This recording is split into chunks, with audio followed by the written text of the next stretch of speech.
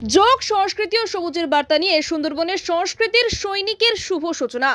আন্তর্জাতিক যোগ দিবস ও বিশ্ব পরিবেশ দিবস উপলক্ষে হাজারো মানুষের অংশগ্রহণে ব্যতিক্রমী উদ্যোগ।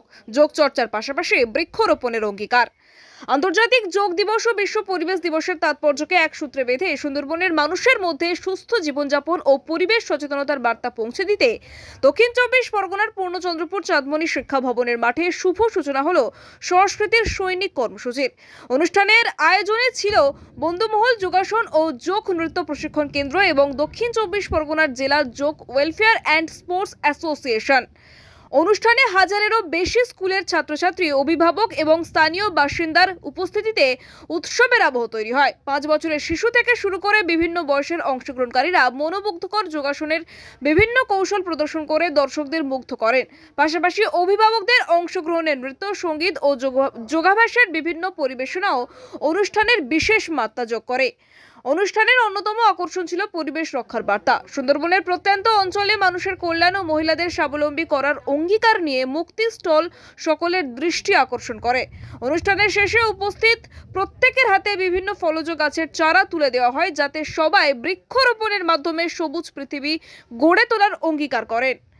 উল্লেখ্য, এই ব্যতিক্রমী উদ্যোগের মূল উদ্যোক্তা বন্ধুমহল যোগাসন ও যোগ নৃত্য প্রশিক্ষণ কেন্দ্রের প্রতিষ্ঠাতা 25 বছরের যুবক স্বরূপ বিশ্বাস। শৈশবে বৃত্তিহীন হয়ে মায়ের সংগ্রামের মধ্যে দিয়ে বড় হয়ে ওঠা স্বরূপ আজ সমাজে সুস্থ জীবনযাপন, সংস্কৃতি চর্চা এবং পরিবেশ সংরক্ষণের বার্তা ছড়িয়ে দিতে নিরলসভাবে কাজ করে চলেছেন।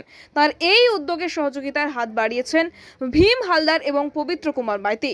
যোগচর্চা, সংস্কৃতি ও পরিবেশ রক্ষার এই সম্মিলিত উদ্যোগ ইতিমধ্যেই সুন্দরবনের মানুষের মধ্যে ব্যাপক সাড়া ফেলেছে। আয়োজকদের আশা, ভবিষ্যতেও এই ধরনের সামাজিক ও সচেতনতামূলক কর্মসূচির আরও বৃহত্তর পরিসরে আয়োজন করা হবে। দক্ষিণ চব্বিশ পরগনা থেকে গোপাল সিলের রিপোর্ট, ডিএন নিউজ বাংলা। আজকের আমি আমাদের প্রতিষ্ঠান বিএমসি যোগাসন ও যোগনৃত্য প্রশিক্ষণ কেন্দ্র আজকের আমি গড়ে তুলেছি। আমার দাদাভাই আর আমি হাত ধরে, ভীম হালদার মহাশয় রয়েছেন। কিন্তু আমি শিখছি আজ থেকে। আমার বাবা যখন মারা যায়, আমি প্রচণ্ড অসুস্থের পর থেকে আমি আজকে মিনিমাম 15 বছর আগে থেকে আমি যোগাসন শিখতাম। তো যোগাসন শিখতে কিন্তু আমার গুরুদেব একজন রয়েছেন, তিনি হচ্ছে শঙ্কর ময়রা মহাশয় রয়েছেন।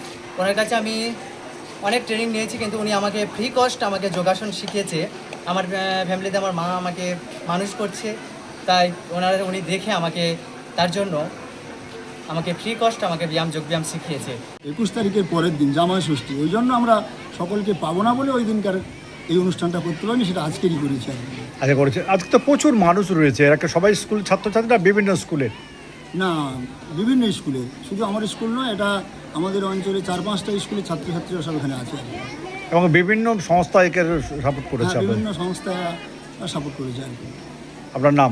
আমার নাম মনোজ সাউ। এলাকায়, আমাদের এই গ্রামীণ এলাকায় যোগার ভাবনাটা সবার কাছে পর্যাপ্ত পরিমাণে নেই, এবং যেহেতু আমাদের